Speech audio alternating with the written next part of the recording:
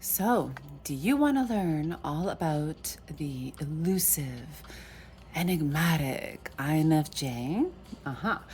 I talk all the time about how there's so many facets to an INFJ. There's so much in there. Almost like there's just all these different personality types in one person. I'm excited for this video today. We're going to talk about all of the different facets. Now listen, I have come up with this on my own, okay? So that's a disclaimer here. Don't be thinking that I found this in a textbook and this has been studied. No. Okay, it's been studied, but studied in my own mind. I've come up with 11 facets of the INFJ.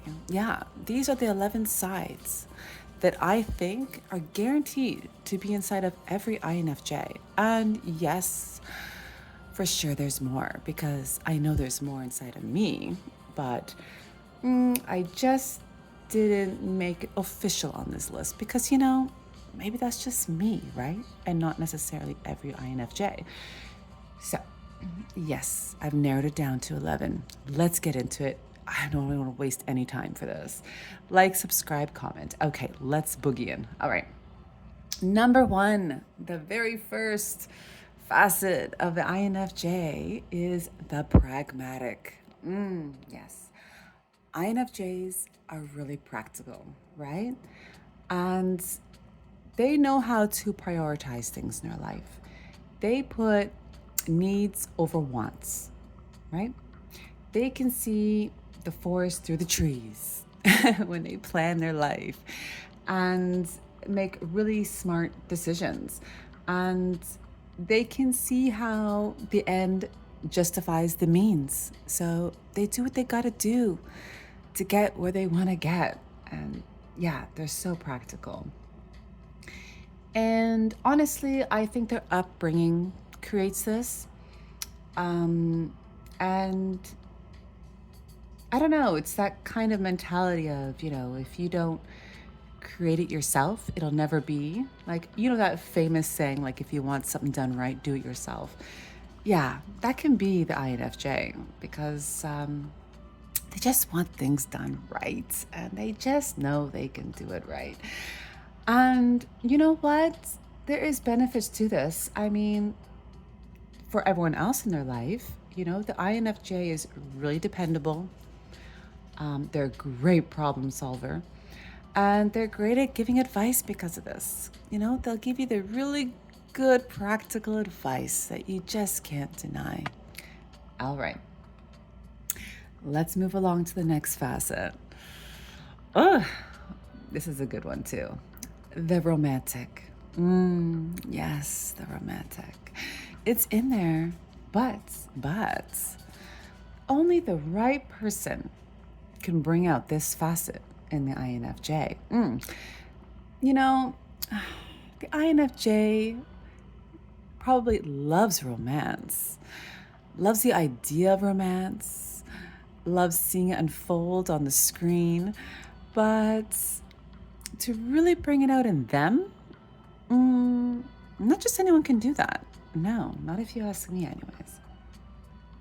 The average person will never actually see this side of the INFJ. No.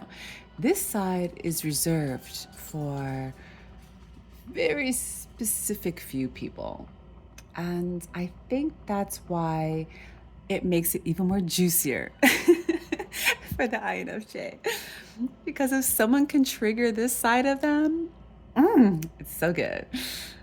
And honestly, I think because not so many people get to see this side of the INFJ, a lot of people would be shocked to see it. Yeah, like if people heard a story about, how an INFJ was really romantic with someone else, they may be like, what? Really? Oh my gosh. Okay, so you know how they say, like, a guy is a different person to different girls. Like, they say that, let's say I'm dating some guy named Chris. Okay. And before me, he was dating some girl named Michelle. I don't know. Like, chances are I get a different version of Chris than Michelle got, right? because I bring something out different in Chris than Michelle did, right? It's the exact same thing here. And the key is with INFJs, it'll be even more of a difference because, as I said, it's not that often that you get to see this side. Well, the romantic side of the INFJ really relies on fantasy and imagination to scratch that itch because, again, like, who brings that out in them, right? Who fits the profile? Not many people. So they kind of have to dabble in their own mind to access it and explore it and enjoy it, unfortunately, huh? And I guess part of it, like part of the reason why they don't show it so easily is the romantic side of the INFJ is actually really fragile. I don't know how to explain that. It's like a heart of glass, you know? And they really have to trust someone to show it. So if an INFJ shows you the romantic side, don't take it with a grain of salt, okay? I think it's really, really cute and precious. Okay. Oh no, the romantic part of me is coming out right now. Okay. Well, don't worry. I'm going to squash that right now because I'm going to move along to a side of the INFJ that maybe INFJs don't want to hear, but there again, maybe they're kind of proud of it. You tell me. Well, then we got the bitch or the asshole facet.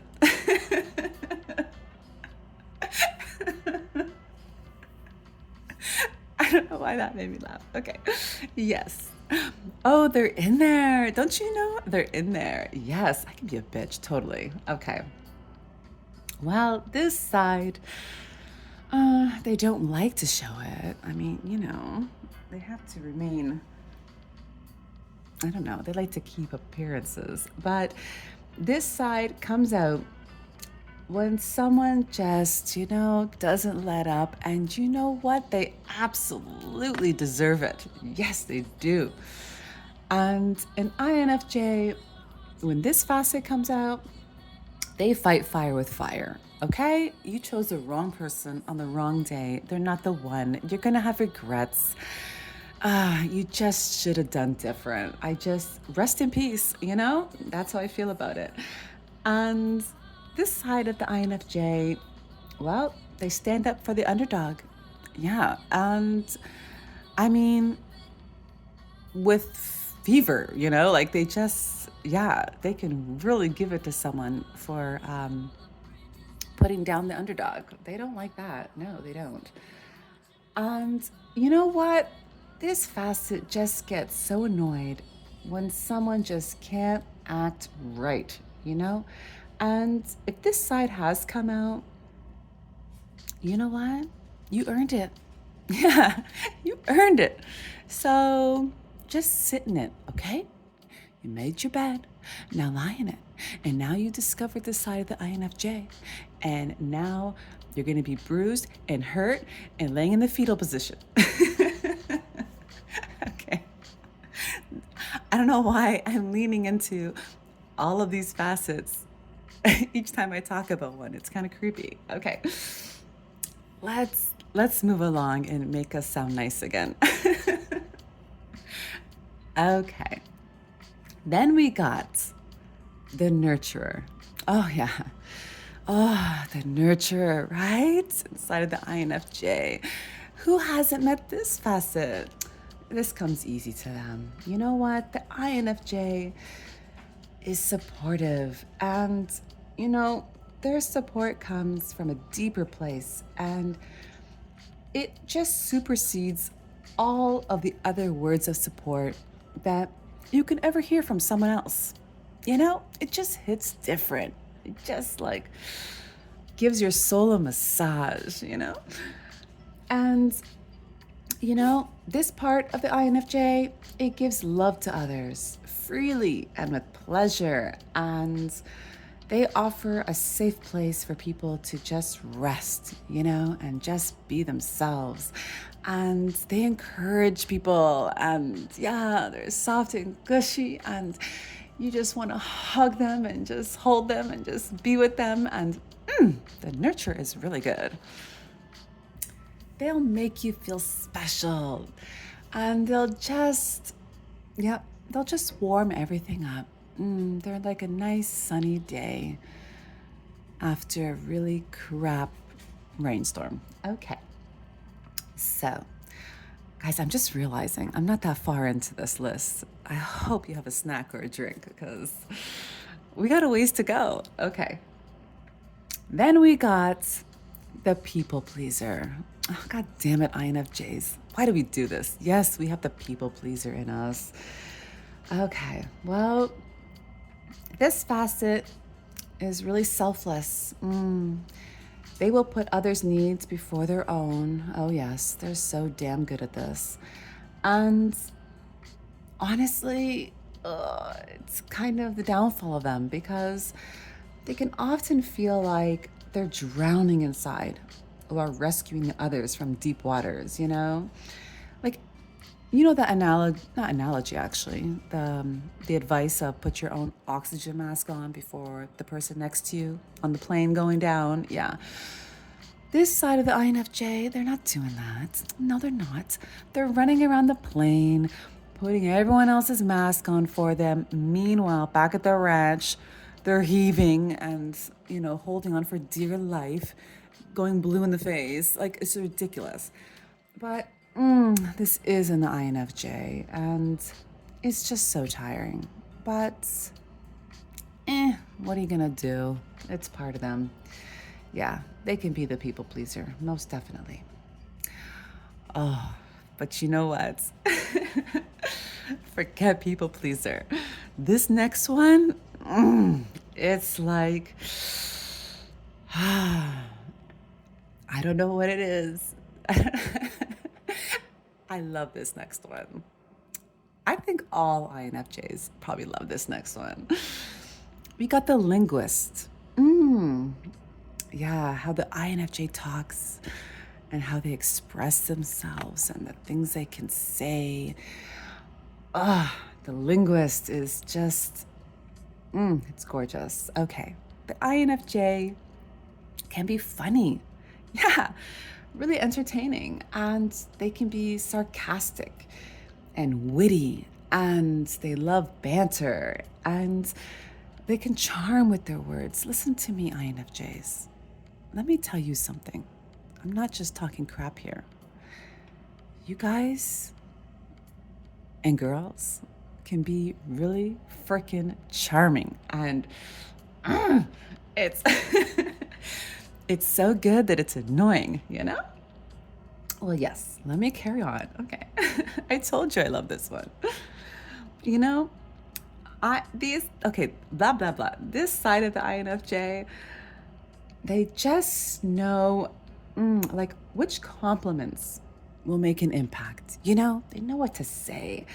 And they just use their words to make an impact. And they can use their words to demonstrate their competence. And you know what? This side also just loves words. And they fall in love with words, with people's words. And yeah, they study people's words also, actually, and with incredible depth and with passion. And this side loves listening to others so they can dissect what they're saying and absorb it all. And I don't know what it is, but there's something really interesting about this facet of the INFJ. Actually, I think this is the area where INFJs come alive a little bit because I don't know what it is. It's almost like an innate ability for them. Like, for all the ways that they could be a wallflower or just be shy, not express themselves or what have you. I don't know. If you access this facet of them, they can just come to life and just seem like a completely different person. and it's quite fascinating. Anyways, let's move along because I'm on a roll here about telling you guys all the good things about you, huh? Let's talk about the charmer. Oh, yeah, the charmer facets. Should I admit this? No. Okay. Listen, I'm only going to say this now because one of my pet peeves is when people say, like, oh, I got to tell you something. Oh, wait, actually, I can't. Like, I hate that. So I'm not going to do that to you. You guys are charming. Like, I have been charmed by. I've been charmed, okay? That's all I'm going to say. I've been charmed. Okay. Well, the charming facets of the INFJ, yes. They're irresistible. Yes, they're irresistible.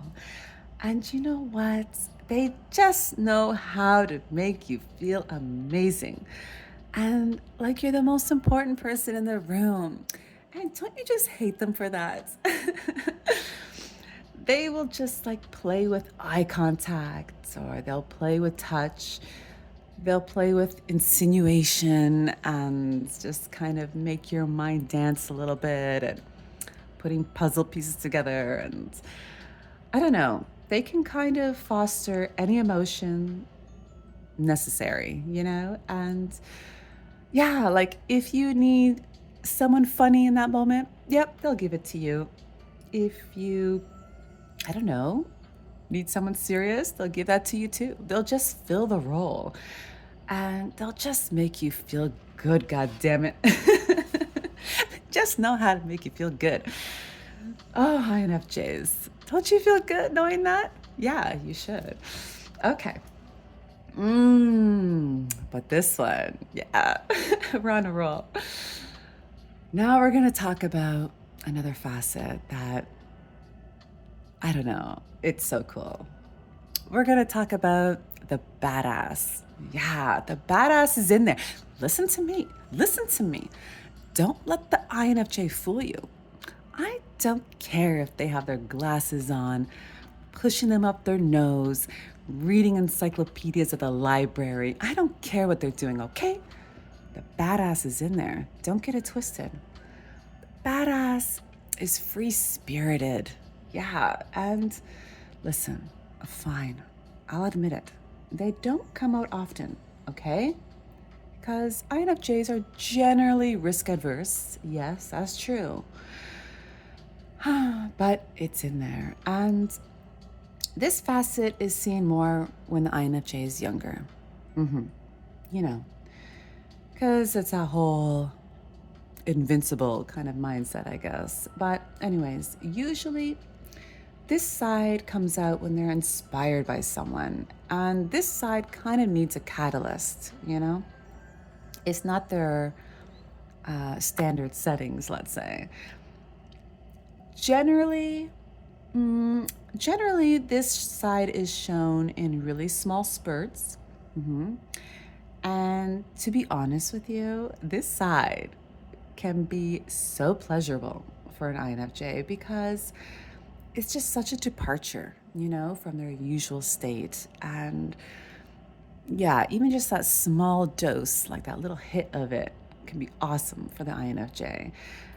And they only need a little bit, you know, to satisfy their cravings. Kind of like an amuse-bouche, you know? Just need a little, just to kind of zhuzh it up.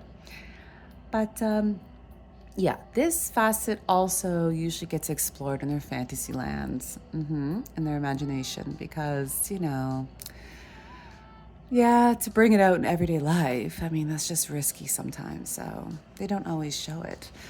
But do you want to hear about another side that you'll probably very, very rarely see? But it's in there. Oh, it's in there. Another facet. Let's talk about it. The vigilante. The vigilante, yes.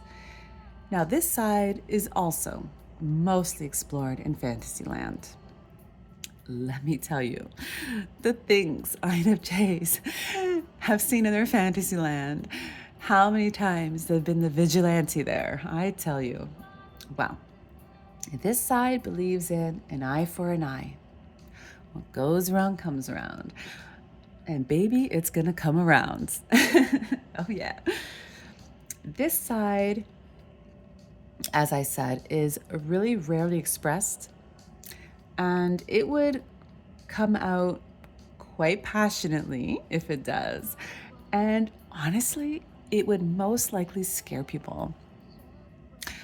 True story. I have kind of expressed my vigilante side before one time to different kinds of people. One time I did it at work. One time I did it with some friends. Like literally the same exact words I expressed, okay? And every time, every time, they're looking at me gobsmacked, like their chins hit the floor and they're so shocked at what I'm saying. And I kind of have to reel it back in, because I can see their eyes are like, oh my gosh, like, who is this Chess? And where's the Chess we know? Like, it just rocks their world. I could see it in their face. And I have to quickly pivot. And as I said, yeah, reel it back in because I know they just can't handle it. So, yeah, guys, you think you can express your vigilante, but you can't. It's just annoying because everyone else can do it. But I guess because it's just so different from our usual makeup, they just don't see it coming and they don't know what the hell to do with it. But yes, it kind of scares people. But whatever, I guess every once in a while it's good to scare people, huh? Shake them up. Just so they know you're not the one to mess with, huh? Okay, well, let's move along. This is a biggie. Now we're moving on to the observer. Well, do I even have to expand on this one? Every INFJ knows about this facet. This facet, like, it's so muscular. We work it out so much. It's so buff. Okay, well, this facet, let me talk about it anyway. It collects data. The INFJ is always collecting data. Yes, they watch every nuance of movements, facial expression, all the tells, body language, you name it.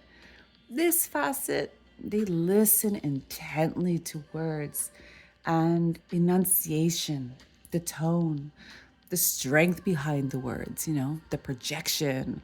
I mean, God damn it, they just see everything and they listen to everything, like within a, what do you call that again? Magnifying glass. Why did I lose that? Yes, everything is with a magnifying glass. And generally speaking, they don't show that they're observing. Oh, yeah. They don't show that they're observing so keenly, and they don't show they're so aware of how others are observing them as well. Listen, the observer knows the observation game here, okay? So the observer knows others are observing them too. Yeah, they ain't no fool.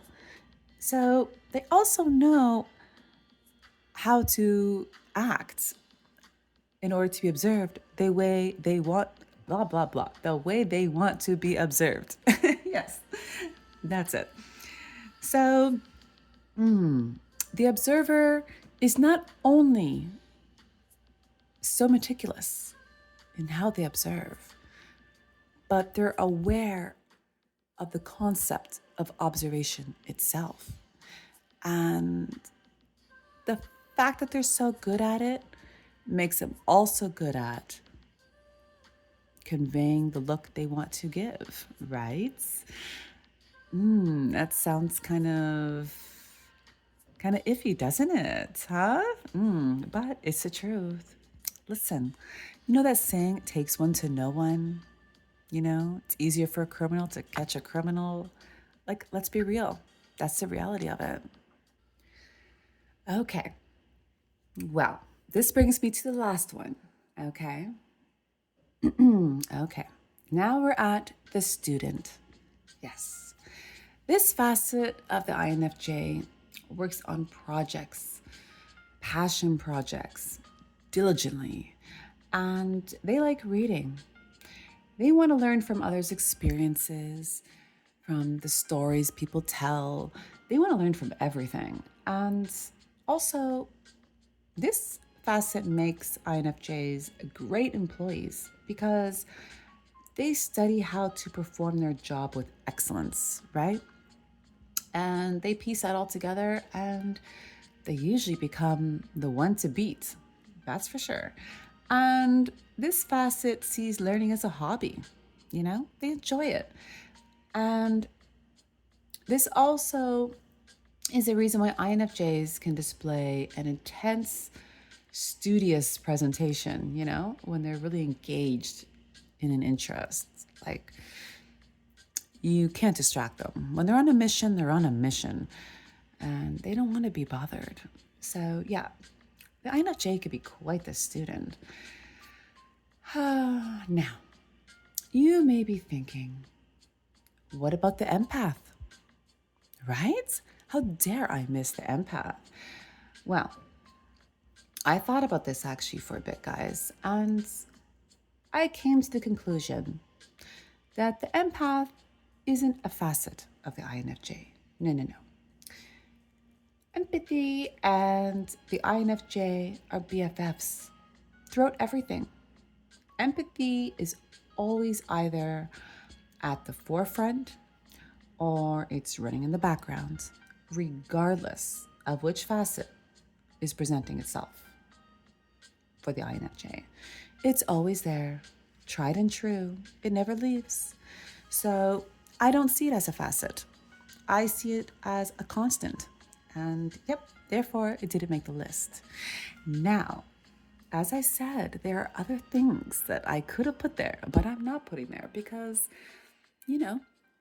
I don't feel confident that everyone has those facets. But I don't know. Maybe you guys have a facet in your mind right now that you're thinking, Jess, how dare you miss this one? How could you not put this one in the video? So go ahead, let it out. You can tell me. I'm not going to be insulted. Go for it. Yes, tell me in the comments if there's a facet I missed. Maybe there's a few I missed. Who knows? But anyways, wasn't it kind of cool to pick us apart? And you know what? For all the non-INFJs out there, this could just be the game changer video for you. May bring them to light. And it just goes to show, when I tell you there's so much inside of an INFJ, I mean it. Because these aren't just little bits and bobs of their personality. No, no, no, no, no. All of these facets are like standalone. Like, they all have really big roles. They're not just little, what's that word I'm looking for? What do they call the people in the background in movies? Oh my gosh, why am I losing my English today?